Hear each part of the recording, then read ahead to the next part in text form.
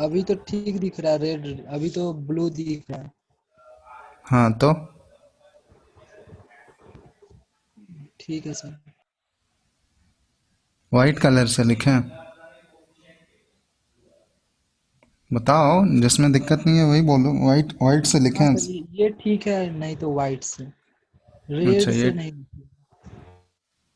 Red से नहीं दिखता है, और बस रेड से ना? चलो ठीक है, एक क्वेश्चन देखते हैं। ये कौन सा लेक्चर है? लेक्चर 5 है या 6 है? 6 होगा। हम्म। 6 तो पिछले वाले में था। ये 7 है? चेक कर लूँ। ठीक है, देख लेते हैं। चलो, इसमें जैसे एक क्वेश्चन दे रहे हैं तुम लोगों को, लास्ट क्लास में जो डिस्कस किए थे ना पैरेलल रिएक्शन वाला, वही क्वेश्चन है। कि क्वेश्चन है फॉर द फॉलोइंग, क्वेश्चन करा देते हैं फिर आगे बढ़ेंगे हम लोग। For the following parallel chain reaction, record हो रहा है ना? आवाज आ रहा है सबको ना? यस देखो, सर। ए से जा रहा है बी, सॉरी ये 2B है, और ए से जा रहा है ये 3C, दोनों पैरेलल फॉर्म हो रहा है। और यहाँ पे K1 का जो वैल्यू है ये दिया हुआ है 2 × 10⁻⁴। ठीक है, इसको ऐसे लिख देते हैं दूसरे कलर से। K1 का वैल्यू दिया हुआ है यहाँ पे 2 × 10⁻⁴ सेकेंड इनवर्स। ठीक है, ये K1 का वैल्यू है।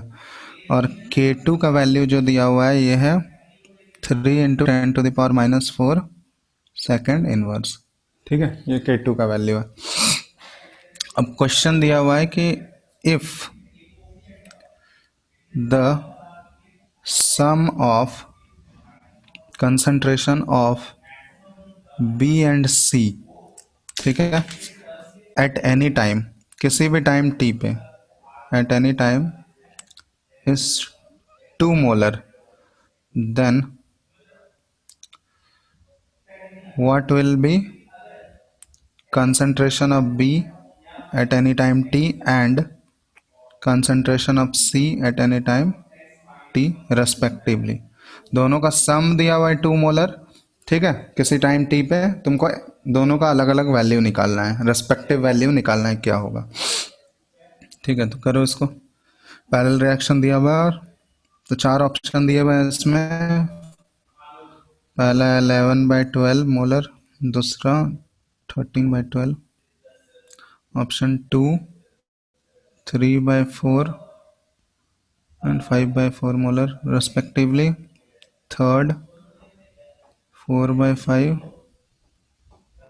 6/5 molar, and option 4 है 8/13 molar and 18/13। चलो बताओ इसको जल्दी से।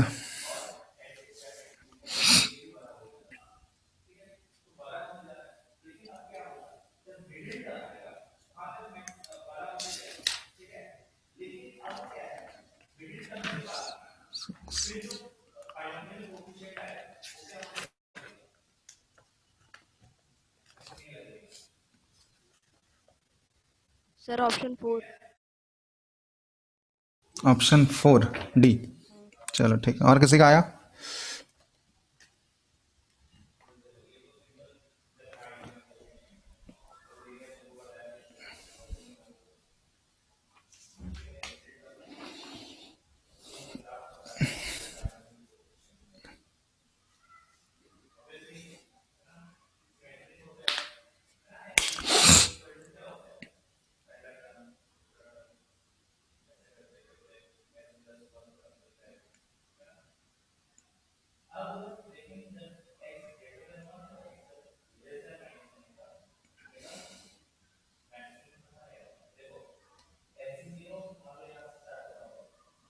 आया किसी का? और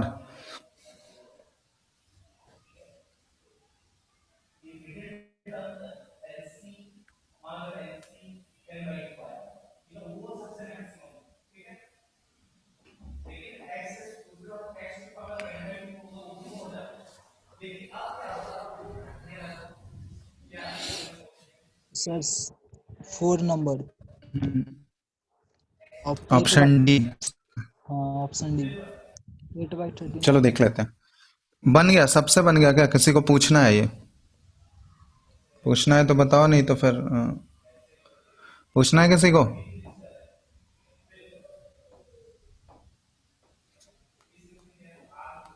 हेलो, सबसे बन गया या पूछना है किसी को? बताओ। कुछ बोल ही नहीं रहा है तुम लोग। चलो देख लो। इसमें क्या था? इसमें सबसे पहले अगर हम लोग देखें, K1 और K2 अलग है। तुम लोग को एक्सप्रेशन याद रखने नहीं बोले थे, क्योंकि यहाँ पे कोफिशिएंट चेंज हो गया। ठीक है, तो कोफिशिएंट चेंज हो गया तो उसके अकॉर्डिंग यहाँ पे एक्सप्रेशन भी चेंज हो जाएगा। तो अगर यहाँ पे देखोगे तो यहाँ हम लोग rate of formation of b with respect to time t, ये किसके इक्वल हो जाएगा? ये देखो, तो अगर रेट लॉ एक्सप्रेशन से अगर हम लोग लिखें तो ये क्या आता? यहाँ पे रेट लॉ एक्सप्रेशन से लिखोगे तो उसका कोफिशिएंट का रेसिप्रोकल लेना होगा, तो ये 1/2 यहाँ मल्टीप्लाई हो जाएगा और ये किसके इक्वल हो जाएगा? K1 इंटू कंसनट्रेशन ऑफ ए, और पावर तो 1 होगा यहाँ पे, क्योंकि फर्स्ट ऑर्डर रिएक्शन है। रेट कांस्टेंट का यूनिट देख के पता चल रहा है। ये लोग बी के लिए लिखे, ठीक है, तो बी के लिए तो यहाँ से क्या आ जाएगा? D B by D T that is equal to 2 times K1 into concentration of A, ये आ जाएगा। इसी तरह हम लोग डीसी के लिए, डीसी बाई डी टी के लिए क्या लिख सकते हैं हम लोग? ये क्या आ जाएगा? 1/3 into d c by D t that is equal to क्या आ जाएगा? K2 इंटू कंसनट्रेशन ऑफ ए पे पावर 1, क्योंकि इसके रेस्पेक्ट में भी फर्स्ट ऑर्डर है। ठीक है, तो यहाँ से हम लोग लिख सकते हैं कि d c by D T that is equal to 3 times K2, और इस पे पावर क्या आ गया? 1 आ गया। और इनका सम जो है, ये actually d B by D t को हम लोग लिख सकते हैं किसी टाइम टी पे क्या है उसका कंसंट्रेशन है या चेंज इन कंसंट्रेशन बता रहा है। ठीक है, ये 2 टाइम्स K1 अपॉन ए हो गया, यही चीज़ है ना।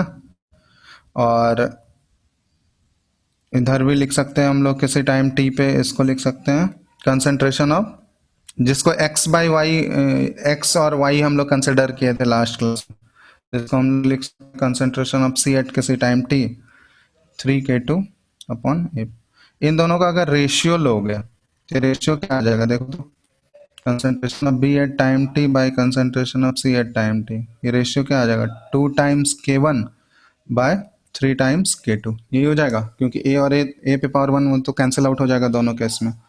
और इन्हीं दोनों का ये एक इक्वेशन है, और इन्हीं दोनों का सम जो है, सम कितना दिया हुआ है? किसी टाइम टी पे इन दोनों का सम जो दिया हुआ है ये 2 मोलर दिया हुआ है। It is equal to 2 molar, equation 2 है। तो अब इन दोनों को सॉल्व करके बी और सी का वैल्यू नहीं निकाल सकते हो? आ जाएगा ना, कोई डाउट? K1 और K2 का तो तुमको वैल्यू नोन है, तो यहाँ पे देख लो concentration of b at concentration of t, ये क्या आ जाएगा? यहाँ पे पुट कर दो K1 और K2 का वैल्यू, तो that is equal to 2 times K1 हो गया। तो K1 का वैल्यू पुट करोगे कितना दिया? 2 इंटू 10⁻⁴, तो ये 2 इंटू 10⁻⁴ हो गया, और बाय 3 टाइम्स K2, K2 कितना दिया हुआ है? 3 into 10⁻⁴,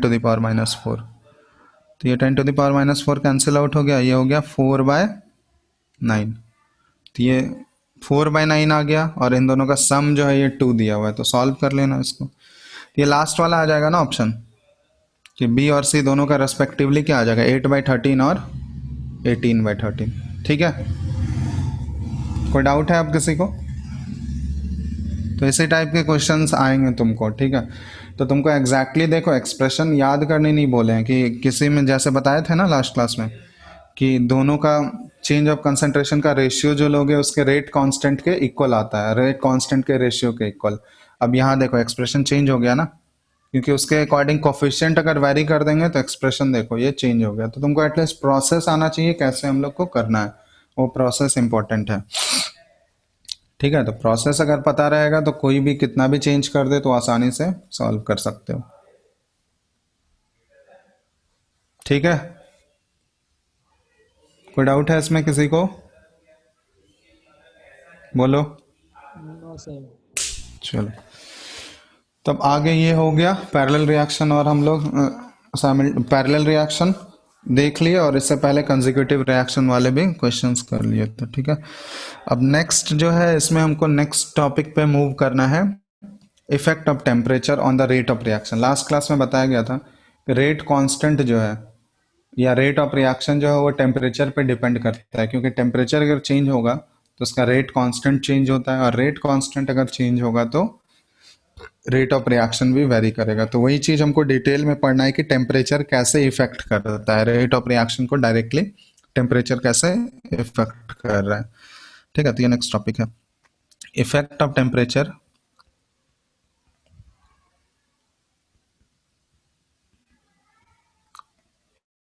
on the rate of reaction. इसी चीज को एक्सप्लेन करते हैं हम लोग, इफेक्ट ऑफ टेम्परेचर को ये आर्हीनियस थ्योरी के अकॉर्डिंग एक्सप्लेन किया गया, ठीक है। आर्हीनियस थ्योरी या फिर इसी को बोला जाता है activated complex theory, activated complex theory, ठीक है। तब यहाँ इसके कुछ कुछ पॉस्टुलेट्स हैं, या एक्टिवेटेड कॉम्प्लेक्स थ्योरी के इसके कुछ कुछ पॉइंट्स हैं, ये ध्यान रखना है। पॉस्टुलेट्स इसी के अकॉर्डिंग गवर्न होता है कि वो कैसे वेरी करेगा, ठीक है। तो यहाँ पे ध्यान देना है, इसमें सारे पॉइंट्स लिख दे रहे हैं, बेसिक है, कोई दिक्कत नहीं होगा समझने में। तो पहला है कि केमिकल रिएक्शन, इसी के अकॉर्डिंग है, आर्हेनियस के अकॉर्डिंग, कि कोई भी केमिकल रिएक्शन जो होता है it takes place as a result of collision between reactant molecules, ठीक है। जब भी कोई केमिकल रिएक्शन होगा तो उसमें जितने भी रिएक्टेंट मॉलिक्यूल्स होते हैं ना, तो उनमें सबसे पहले क्या होता है कि वो आपस में कोलाइड करते हैं, ठीक है। तो कॉलिजन के समय एक्चुअली क्या होता है, during this collisions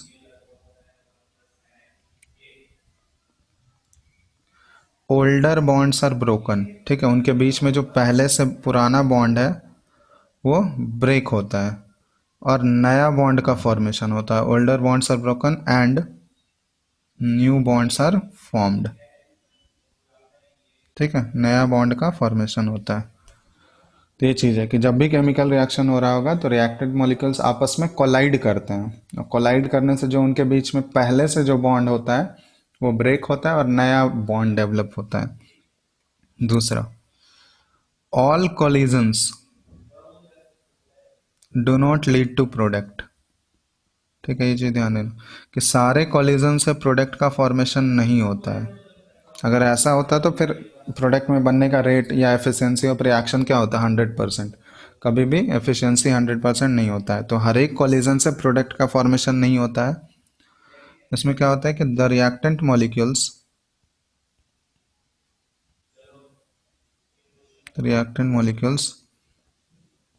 will get converted into product only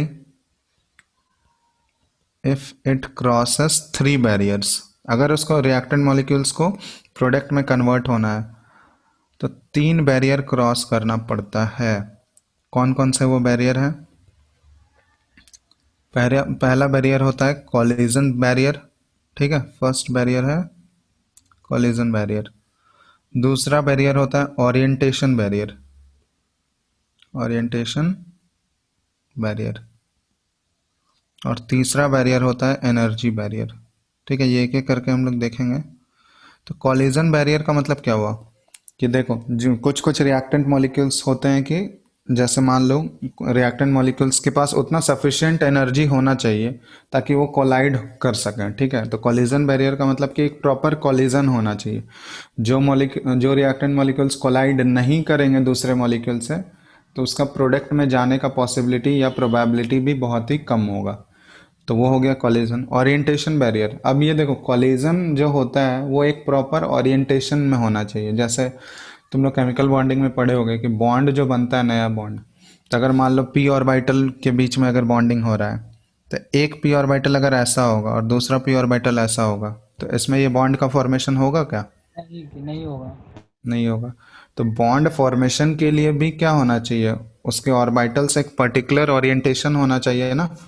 जब दोनों पी ऑर्बिटल इस ओरिएंटेशन में होगा तभी बॉन्ड का फॉर्मेशन होगा, और इससे ऊपर वाले में बॉन्ड का फॉर्मेशन नहीं होगा।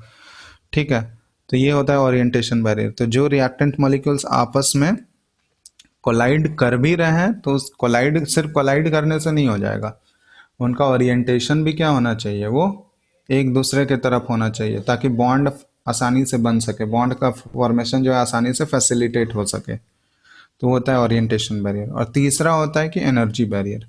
एनर्जी बैरियर का मतलब कि हर एक रिएक्टेंट मॉलिक्यूल्स को एक मिनिमम एनर्जी चाहिए होता है, कि वो कितना, उतने मिनिमम एनर्जी तक, अगर उतना मिनिमम एनर्जी तक वो पहुंच जाएगा तो उसके बाद वो प्रोडक्ट में कन्वर्ट हो जाएगा। ठीक है, तो उसी एनर्जी को हम लोग बोलते हैं एक्टिवेशन एनर्जी, वो आगे पढ़ेंगे हम लोग। तो हर एक रिएक्टेंट मॉलिक्यूल्स को एटलीस्ट उतने एनर्जी तक पहुंचना पड़ता है। अगर उतने एनर्जी तक वो नहीं पहुंच पा रहा है, इसका मतलब वो प्रोडक्ट में नहीं जाएगा। ठीक है, तो मिनिमम उतने एनर्जी बैरियर को वो क्रॉस करना ही होगा, तभी वो प्रोडक्ट में जा सकता है, अदरवाइज वो प्रोडक्ट में फॉर्मेशन नहीं हो। तो ये तीनों बैरियर का इंपॉर्टेंस है, ये तीन बैरियर क्रॉस करेगा कोई भी रिएक्टेंट मॉलिक्यूल, तभी वो प्रोडक्ट में बनेगा, प्रोडक्ट में कन्वर्ट होगा। ठीक है, तो इसी के बेसिस पे होता है, दो टाइप के मॉलिक्यूल्स होते हैं, एक होता है एक्टिव मॉलिक्यूल और दूसरा होता है पैसिव मॉलिक्यूल। एक्टिव मॉलिक्यूल मतलब जो कि प्रोडक्ट में, जो इन तीनों बैरियर को क्रॉस कर जाएगा उसको एक्टिव मॉलिक्यूल बोलेंगे, मतलब जिसका प्रोडक्ट में कन्वर्ट होने का चांसेस या प्रोबेबिलिटी ज़्यादा है, मैक्सिमम है, और जिसका कम है तो उसको पैसिव मॉलिक्यूल बोलते हैं। ठीक है, उसके बाद इसमें तीसरा पॉइंट जो है कि there are two types of collision. ठीक है, रिएक्टेंट मॉलिक्यूल्स अगर कोलाइड कर रहे हैं, there are two types of collision. किसके किसके बीच में, रिएक्टेंट मॉलिक्यूल्स के बीच में दो टाइप के कॉलिजन होते हैं। पहला है इफेक्टिव कॉलिजन। इफेक्टिव कॉलिजन का मतलब क्या हुआ कि वैसा कॉलिजन जिसमें प्रोडक्ट का फॉर्मेशन हो रहा है, मतलब रिएक्टेंट मॉलिक्यूल्स जो है कोलाइड करने के बाद, कॉलिजन होने के बाद इन तीनों बैरियर को क्रॉस कर रहा है, और इन तीनों बैरियर को क्रॉस करने के बाद अगर वो प्रोडक्ट में कन्वर्ट हो रहा है, तो इसका मतलब उस टाइप के कॉलिजन को बोलेंगे हम लोग इफेक्टिव कॉलिजन। तो इसमें ऐसे बोल सकते हैं कि reactant molecules are converted to products.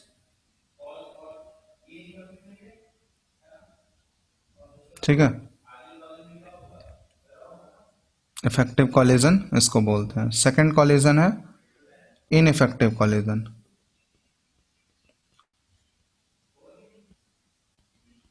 Ineffective collision का मतलब क्या हुआ, नो प्रोडक्ट इज सब्सटेंट, मतलब कि रिएक्टेंट मॉलिक्यूल्स के बीच में कॉलिजन हो रहा है तो वो आइदर किसी एक बैरियर को क्रॉस नहीं करेगा तो प्रोडक्ट में कन्वर्ट नहीं होगा, तो उस टाइप के कॉलिजन को हम लोग बोलते हैं इनइफेक्टिव कॉलिजन। ठीक है, तब यहाँ देखो ये थर्ड पॉइंट हो गया। फोर्थ पॉइंट जो है कि ड्यूरिंग इफेक्टिव कॉलिजन, ठीक है,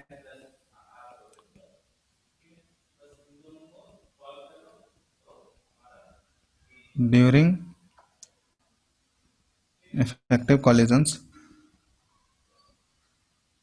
there can be considered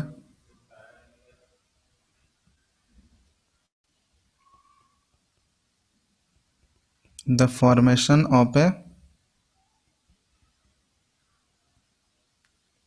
hypothetical species known as activated complex. ठीक है, ये तुम लोग ऑर्गेनिक में रिएक्शन मैकेनिज्म में भी पढ़े होगे कि कोई भी रिएक्टेंट मॉलिक्यूल्स अगर प्रोडक्ट में कन्वर्ट हो रहा है तो वो डायरेक्टली प्रोडक्ट में नहीं जा रहा है, बीच में एक इंटरमीडिएट का फॉर्मेशन होता है ना, या इंटरमीडिएट को ही हम लोग, वो हाइपोथेटिकल होता है, वो एक्चुअली एग्जिस्ट नहीं करेगा, बट हम लोग कंसिडर करते हैं कि वो फॉर्म होता है, प्रोडक्ट में जाने से पहले वो एक इंटरमीडिएट बनेगा जिसको कि हम लोग आइसोलेट नहीं कर सकते हैं। ठीक है, बहुत ही हाईली अनस्टेबल होता है, आइसोलेट नहीं किया जा सकता है उसको, तो उसी हाइपोथेटिकल स्पीसीज को एक्टिवेटेड कॉम्प्लेक्स बोला जाता है, या फिर ट्रांजिशन स्टेट भी बोलते हैं उसको। ठीक है, transition state in which the reactant bonds, ऐसे उसको डिफाइन करते हैं ट्रांजिशन स्टेट को हम लोग, in which the reactant bonds are not yet completely broken and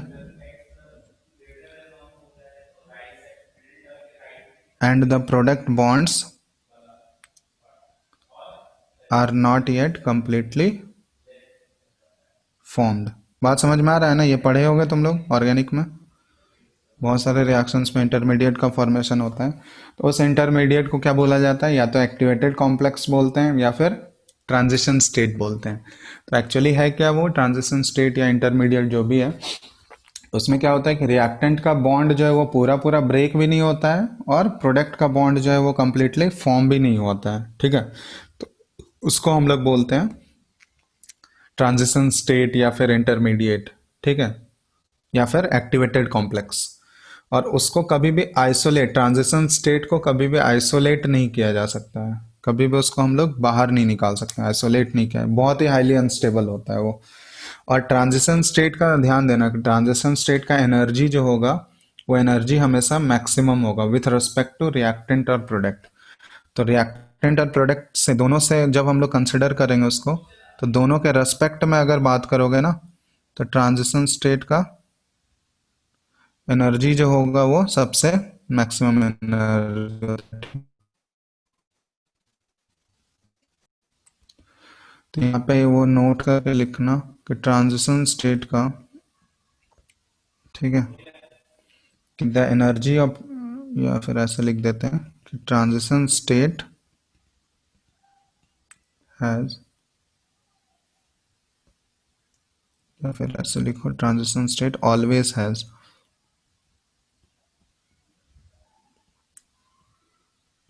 maximum energy with respect to reactants और प्रोडक्ट्स। ठीक है, ये ध्यान देना कि ट्रांजिशन स्टेट का एनर्जी जो होता है वो प्रोडक्ट और रिएक्टेंट के रेस्पेक्ट में सबसे ज़्यादा होगा। ठीक है, तो ये एक्चुअली होता है। अब इसमें कुछ कुछ टर्म्स आते हैं, ठीक है, वो टर्म्स इंपॉर्टेंट है। जैसे मान लो अगर इसको ग्राफिकली हम लोग शो करना चाहें ना, तो ग्राफिकली इसको ऐसे शो कर सकते हैं हम लोग। तो ये इसको ऐसे रिप्रेजेंट करते हैं, ठीक है, ग्राफ के थ्रू शो कर रहा है। इस साइड एनर्जी हम लोग रिप्रेजेंट कर रहे हैं, ठीक है, वाई एक्सिस पे एनर्जी और एक्स एक्सिस पे रिएक्शन कोऑर्डिनेट। ठीक है, प्रोग्रेस ऑफ द रिएक्शन ये मॉनिटर करता है, तो रिएक्शन कोऑर्डिनेट। तो एक्चुअली देखो ये इस टाइप से शो कर रहा है। तो यहाँ पे मान लो ये रिएक्टेंट का है और ये कुछ इस टाइप का ग्राफ गया, उसके बाद ये ऐसा प्रोडक्ट, यहाँ पे प्रोडक्ट आया। ठीक है, अब देखो ये एनर्जी वाला बैरियर है। अब ये है डिनोट कर रहा है, ये वाला जो पॉइंट है ये energy of reactant, E R से इसको शो कर रहा है। यहाँ तक जो ये लेंथ होगा ये है ई आर, ई आर मतलब ये एनर्जी ऑफ रिएक्टेंट शो कर रहा है। और यहाँ से यहाँ तक ये जो डिस्टेंस होगा जो होगा ये E P, energy of product. ठीक है, ये यहाँ पे ऐसे शो कर, ठीक है। अब देखो अगर रिएक्टेंट मॉलिक्यूल्स को, और ये जो है यहाँ पे ये ट्रांजिशन स्टेट है, ठीक है, ये ट्रांजिशन स्टेट शो कर रहा है ये वाला पॉइंट। तो अगर रिएक्टेंट मॉलिक्यूल को प्रोडक्ट में कन्वर्ट होना है तो उसको मिनिमम कितना एनर्जी तक पहुंचना होगा बताओ तो। रिएक्टेंट के पास ये एनर्जी पहले से है, यहाँ तक तो ये इसके पास ऑलरेडी है। अब मिनिमम उसको अगर प्रोडक्ट में कन्वर्ट कराना है तो मिनिमम उसको यहाँ तक तो पहुँचाना होगा ना, इतना एनर्जी तो उसको मिनिमम चाहिए, तभी तो वो आसान, उसके बाद यहाँ तक अगर वो पहुँच गया उसके बाद वो प्रोडक्ट में आसानी से कन्वर्ट हो सकता है। तो मिनिमम उसको कितना एनर्जी चाहिए होगा रिएक्टेंट मॉलिक्यूल्स को अगर वो प्रोडक्ट में कन्वर्ट होना है, तो ये मिनिमम एनर्जी उसको रिक्वायर्ड होगा। ठीक है, और इसी मिनिमम एनर्जी को बोला जाता है, या एक्स्ट्रा एनर्जी उसको रिक्वायर्ड होगा। ऑलरेडी इसके पास एनर्जी ऑफ रिएक्टेंट इतना एनर्जी है ऑलरेडी इसके पास, अब इससे एक्स्ट्रा और इतना एनर्जी, अगर ये वाला एनर्जी उसको एक्स्ट्रा अगर और मिल गया, या मिनिमम उतना एनर्जी मिल गया उसको, तो वो आसानी से वो प्रोडक्ट में कन्वर्ट हो सकता है। और इसी एनर्जी को हम लोग बोलते हैं एक्टिवेशन एनर्जी। ठीक है, जितना मिनिमम एनर्जी उसको रिक्वायर्ड होगा उसी एनर्जी को बोला जाता है एक्टिवेशन एनर्जी। ठीक है, तो एक्टिवेशन एनर्जी को यहाँ पे हम लोग ऐसे डिफाइन कर सकते हैं, एक्टिवेशन। अब ये बताना तो ये एक्सोथर्मिक रिएक्शन है, रिएक्शन वाला ग्राफ है या एंडोथर्मिक रिएक्शन वाला ग्राफ है? बताओ तो। 130 है। एक्सोथर्मिक है। क्यों? पहले तो सर एनर्जी उसको चाहिए, उसका लास्ट में जो प्रोडक्ट बना उसका एनर्जी कम है, तो थोड़ा सा फिर रिलीज हुआ होगा। ठीक है, यहाँ हम लोग एक्सोथर्मिक या एंडोथर्मिक कैसे बताते हैं एनर्जी? एक्सोथर्मिक का मतलब हुआ कि एनर्जी रिलीज कर रहा है, और एंडोथर्मिक का मतलब क्या हुआ कि एनर्जी जो रिक्वायर करेगा। हाँ, तो अगर एनर्जी कोई भी रिएक्शन रिलीज कर रहा होगा तो उसका मतलब ऑब्वियसली उसके पास पहले ज़्यादा एनर्जी होगा, और बाद में जब वो प्रोडक्ट बन जाएगा तो उसका एनर्जी क्या हो जाएगा? कम हो जाएगा ना। तो यहाँ पे दिख ही रहा है कि रिएक्टेंट का एनर्जी क्या है? ज़्यादा है प्रोडक्ट के एनर्जी से। इसका मतलब ये किस टाइप का ग्राफ है? ये ग्राफ एग्जो एक्सोथर्मिक। अगर एंडोथर्मिक के लिए सेम ग्राफ अगर ड्रॉ करोगे तो कैसा आएगा? ऊपर में ही प्रोडक्ट ऊपर में ही कहीं होगा हाँ, रिएक्शन। प्रोडक्ट का एनर्जी जो होगा वो ज़्यादा होगा। ठीक है, ये कुछ ऐसे ड्रॉ करेंगे। ये नेचर सेम रहेगा, बट ये प्रोडक्ट का ये कुछ ऐसा आ गया। ये मान लो यहाँ पे रिएक्टेंट है और ये प्रोडक्ट है। ठीक है, क्लियर है ना? तो ये हो गया एंडोथर्मिक के लिए। अब यहाँ पे ये एक्टिवेशन एनर्जी क्या हो गया? ये एनर्जी ऑफ एक्टिवेशन ई ए, और ये वाला डिस्टेंस यहाँ से यहाँ तक एनर्जी ऑफ रिएक्टेंट है, और ये एनर्जी ऑफ प्रोडक्ट है। ठीक है, तो ये ध्यान देना। और यहाँ भी ये रिएक्शन कोऑर्डिनेट, बाकी सारा चीज़ सेम है। ठीक है, तो एक्टिवेशन एनर्जी का डेफिनेशन बता रहा था। एक्टिवेशन एनर्जी क्या है कि द एक्स्ट्रा एनर्जी, इसको हम लोग ऐसा लिख सकते हैं कि the extra energy that is supplied to the reactant molecules. ठीक है, the extra energy that is supplied to the reactant molecules to reach, कहाँ तक पहुंचाना है उसको? अप टू ट्रांजिशन स्टेट, क्योंकि ट्रांजिशन स्टेट तक अगर वो पहुंच गया उसके बाद वो आसानी से प्रोडक्ट में कन्वर्ट हो सकता है। ठीक है, तो उसी एक्स्ट्रा एनर्जी, जितना एनर्जी एक्स्ट्रा प्रोवाइड करना होगा उसको, उसी एक्स्ट्रा एनर्जी को हम लोग बोलते हैं इज कॉल्ड एक्टिवेशन एनर्जी। और उसी को ई ए से डिनोट कर दिया जाता है। एक्टिवेशन एनर्जी का नोटेशन ई, और उसमें स्मॉल ए से डिनोट करते हैं। ठीक है, और एक और इसमें टर्म आता है threshold energy. Threshold energy, तो थ्रेश होल्ड एनर्जी जिसको ई टी एच, ये ई थ्रेश होल्ड ऐसा डिनोट किया जाता है। तो थ्रेशोल्ड एनर्जी का मतलब क्या हुआ? थ्रेशोल्ड एनर्जी हो गया कि activation energy plus energy of reactant. ठीक है, जो रिएक्टेंट के पास पहले से एनर्जी है और प्लस एक्टिवेशन, इन दोनों को ऐड कर दोगे तो ये थ्रेशोल्ड एनर्जी के इक्वल होगा। मतलब टोटल जितना एनर्जी प्रोडक्ट बनने में यहाँ से लेके यहाँ तक E R energy of reactant add कर दोगे एक्टिवेशन एनर्जी में, तो ये टोटल जितना एनर्जी रिक्वायर्ड होगा ना, ज़ीरो से अगर उसको मेज़र करेंगे तो वो हो गया थ्रेशोल्ड एनर्जी। ठीक है, तो इसको ऐसे बोल सकते हैं हम लोग कि मिनिमम टोटल एनर्जी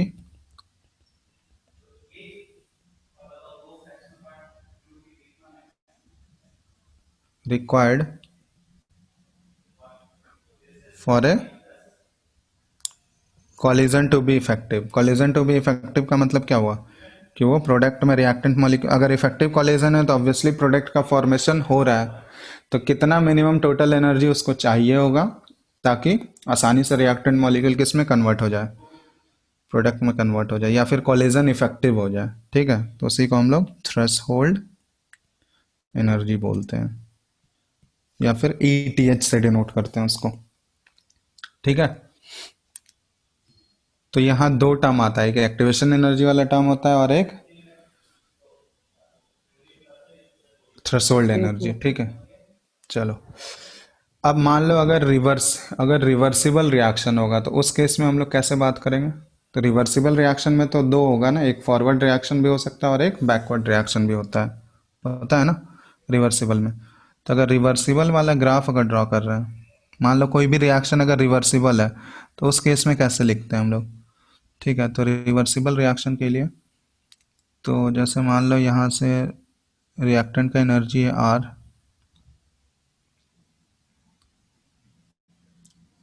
ठीक है, ये कुछ इस टाइप का ये प्रोडक्ट का एनर्जी है। ठीक है, एक्सोथर्मिक के लिए ड्रॉ किया है। तो यहाँ हो गया ये energy of reactant E R. तो ये रिएक्टेंट से ये प्रोडक्ट में, ठीक है, जैसे ऐसे है, तब ये दोनों डायरेक्शन में जा सकता है, रिएक्टेंट से प्रोडक्ट। तब ये वाला जो हो गया, ये ई ए जो होगा, ये किसके लिए होगा? फॉरवर्ड रिएक्शन के लिए होगा या बैकवर्ड रिएक्शन के लिए होगा, बताओ तो। फॉरवर्ड। फॉरवर्ड। तो इसको हम लोग ई ए एफ से डिनोट करते हैं। ठीक है, एक्टिवेशन एनर्जी अगर एफ लग गया है उसमें तो activation energy for forward reaction. Backward reaction के लिए एक्टिवेशन एनर्जी का वैल्यू कितना हो जाएगा, वो अब हमको बैकवर्ड रिएक्शन के लिए क्या देखना होगा। अब हमारा रिएक्टेंट क्या हो गया? प्रोडक्ट हो गया। तो हम लोग इधर से देखेंगे। तो अब जो मिनिमम एनर्जी इसको चाहिए ट्रांजिशन स्टेट तक पहुंचने के लिए, ये वाला एनर्जी चाहिए। समझ में आ रहा है ना? तब ये क्या हो गया, इसको जो हम लोग डिनोट करेंगे, ये ई ए बी से डिनोट करेंगे, activation energy for backward direction. ठीक है, तो देखो थ्रेशोल्ड एनर्जी तो दोनों के लिए सेम ही होगा। थ्रेशोल्ड एनर्जी चेंज होगा क्या? No sir. थ्रेशोल्ड एनर्जी तो उतना ही होगा। तो यहाँ पे अगर हम लोग डिनोट कर रहे हैं ई टी एच अगर लिख रहे हैं, तो फॉरवर्ड के रेस्पेक्ट में अगर लिखोगे तो क्या आ जाएगा? E R energy of reactant plus activation energy of forward. और दूसरा हम लोग बैकवर्ड के टर्म में लिखें तो ये क्या आ जाएगा? Energy of product plus activation energy of backward, E A B. ठीक है, और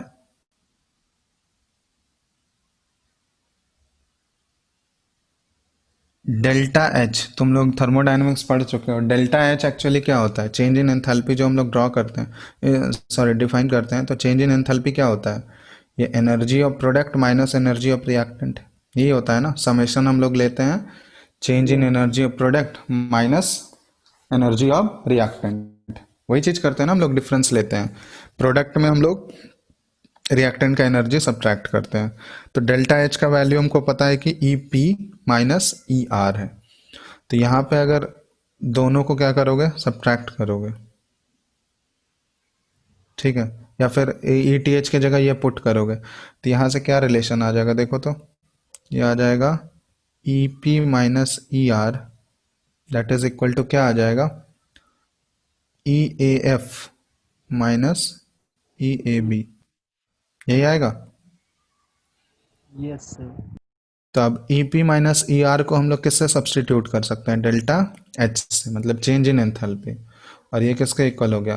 activation energy of forward reaction minus activation energy of backward reaction. ठीक है, तो ये ध्यान रखना कि चेंज इन एंथैल्पी अगर निकालना हो तो ये activation energy forward minus activation energy backward. ये किसके लिए है? सिर्फ और सिर्फ रिवर्सिबल रिएक्शन के लिए, क्योंकि फॉरवर्ड और बैकवर्ड रिवर्सिबल में ही आएगा। ठीक है, तो रिवर्सिबल एक्सोथर्मिक है, इसी तरह रिवर्सिबल एंडोथर्मिक भी ड्रॉ कर सकते हैं, कोई दिक्कत नहीं है, सेम ही रहेगा यहाँ ऑलमोस्ट। स्पॉन्टेनियस और नॉन स्पॉन्टेनियस का भी केस निकाल सकते हैं ग्राफ से। क्या चीज? सर डेल्टा एच अगर मालूम चल जाएगा तो फिर स्पॉन्टेनियस और नॉन स्पॉन्टेनिटी पता चल जाएगा। हाँ, स्पॉन्टेनिटी के लिए टेम्परेचर तुमको नोन होना चाहिए, टेम्परेचर और एंट्रोपी भी तो पता होना चाहिए, बिना उसके कैसे निकाल सकते हैं? हाँ, सर। स्पॉन्टेनिटी का तो क्राइटेरिया वो डेल्टा जी होता है ना। जी अगर लेस देन जीरो होगा तभी तो हम लोग बोलेंगे स्पॉन्टेनियस। डेल्टा एच का वैल्यू, डेल्टा एच नेगेटिव होना चाहिए, बट हमेशा वो वैलिड नहीं होता है ना, हर सारे केसेस में थोड़ी ना होता है ट्रू। Yes sir. ठीक है, सारे केसेस में ट्रू अगर स्पॉन्टेनिटी पता करना है तो वो डेल्टा जी से डिटरमाइन होता है, गिब्स फ्री एनर्जी। तो गिब्स फ्री एनर्जी अगर लेस देन जीरो आ गया तो फिर बोलेंगे स्पॉन्टेनियस, अगर वो ग्रेटर देन जीरो है तो नॉन स्पॉन्टेनियस। ठीक है, यस सर।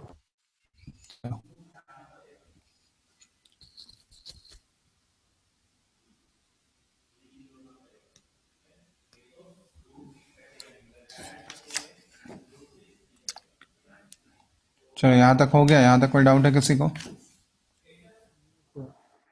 हम्म,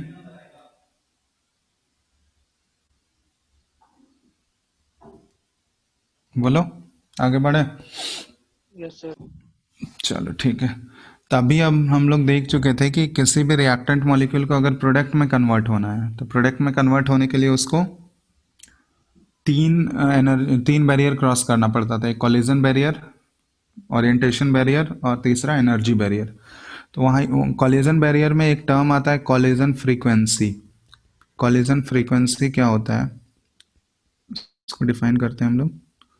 तो एक्चुअली क्या होता है कि number of collisions taking place, ठीक है, number of collisions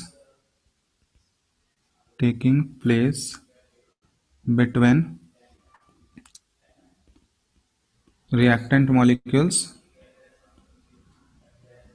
per unit time, ठीक है, और पर यूनिट वॉल्यूम, ठीक है। पर यूनिट टाइम और पर यूनिट वॉल्यूम जितना कॉलिजन्स हो रहा होगा रिएक्टेंट मॉलिक्यूल्स के बीच में, उसी को बोला जाता है कॉलिजन फ्रीक्वेंसी, ठीक है, इट्स कॉल्ड कॉलिजन फ्रीक्वेंसी। और ये कॉलिजन फ्रीक्वेंसी का रेंज जो आता है ना, एवरेज वैल्यू अगर देखोगे तो एवरेज वैल्यू इसका आता है 10⁻24 से 10⁻26 के बीच में, ठीक है, ये रेंज आता है, ये फ्रीक्वेंसी कॉलिजन फ्रीक्वेंसी का रेंज है, ठीक है।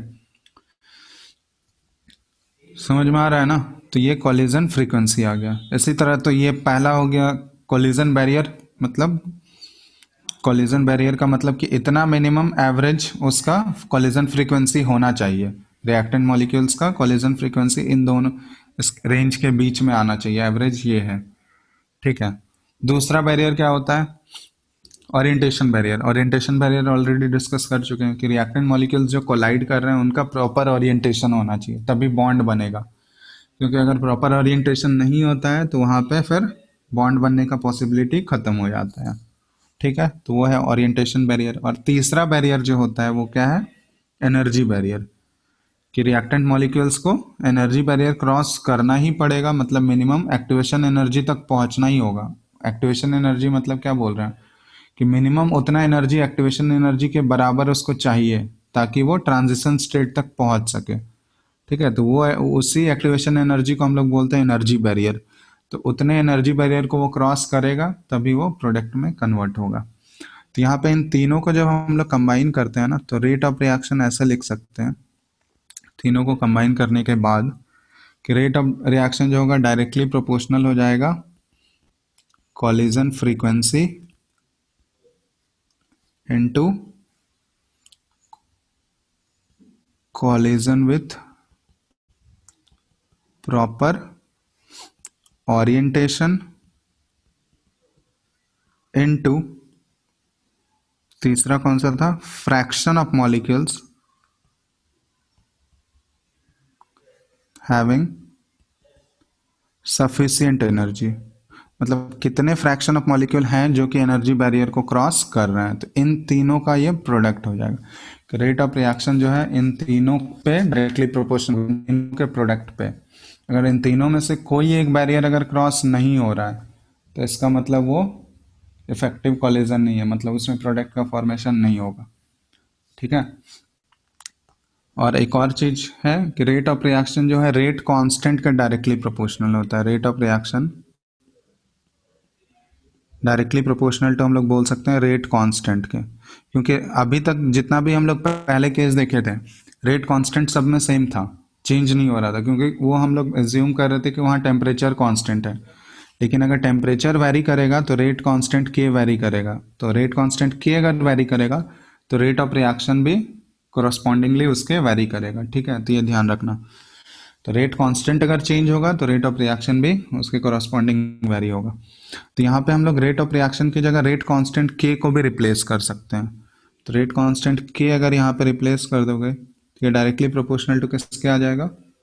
Collision frequency. कॉलिजन फ्रीक्वेंसी को Z से डिनोट किया जाता है into collision with proper orientation, तो ये इसको P से डिनोट करते हैं हम लोग, ठीक है। और इनटू जो फ्रैक्शन ऑफ मॉलिक्यूल्स है ना, fraction of molecule having sufficient energy, ये इसका जो फ्रैक्शन आता है ये आता है ई पे पावर माइनस EA/RT, ठीक है। ये इस वैल्यू से डिटरमाइन होता है, ये आर्हेनियस का इक्वेशन है, वहां से ये लाया जाता है ई पे पावर माइनस EA/RT।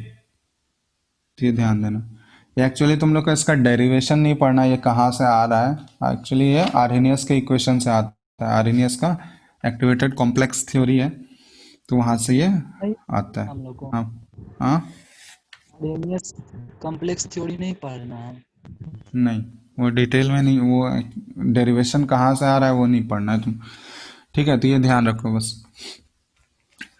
तो ये कॉलिजन फ्रीक्वेंसी को Z से डिनोट करते हैं, कॉलिजन विद प्रॉपर ओरिएंटेशन ये P से आ रहा है, और यहाँ पे fraction of molecule having sufficient energy ये E पे power minus EA by RT। अब EA क्या है यहाँ पे, ये सारे टर्म्स का मतलब तुमको पता होना चाहिए। EA क्या है, एक्टिवेशन एनर्जी, R क्या है, यूनिवर्सल गैस कांस्टेंट, और कौन T सा? है टेम्परेचर, जो कि केल्विन में पुट करना है, ठीक है।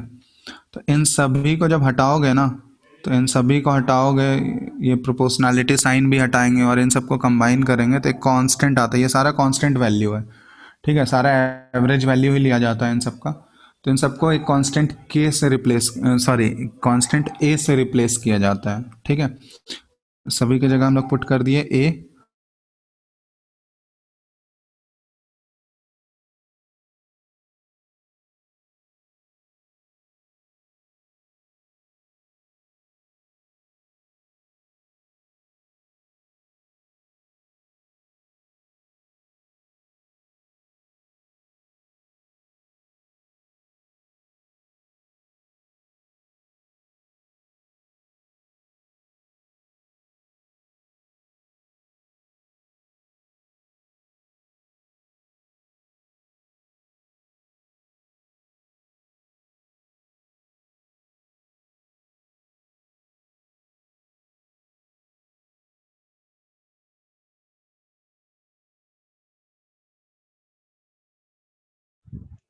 सर आप बोल नहीं रहे हैं क्या?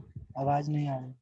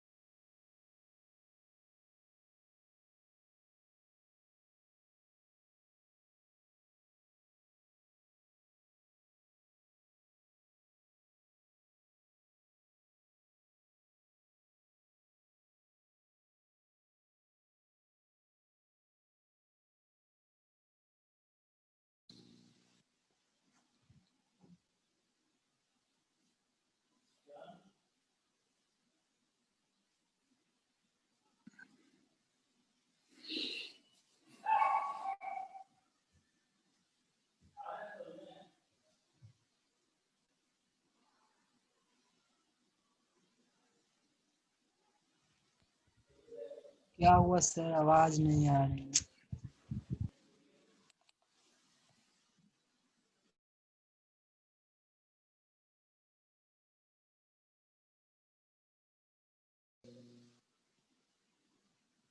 अभी आ रहा है आवाज?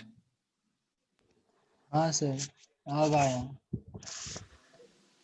चलो ये होस्ट शेयर करो अर्नब, नहीं तो स्क्रीन शेयर नहीं हो पाएगा।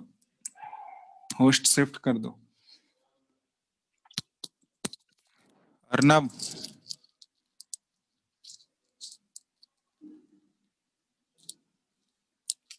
कहाँ गया ये लड़का, सुन नहीं रहा है क्या अर्नब?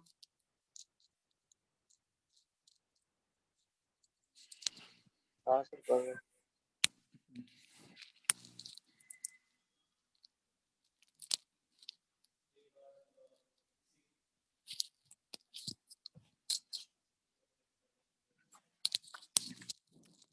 जल्दी करो यार। आ ही नहीं रहा। तो तुम ये लीव करके फिर से वापस से रिजॉइन करो।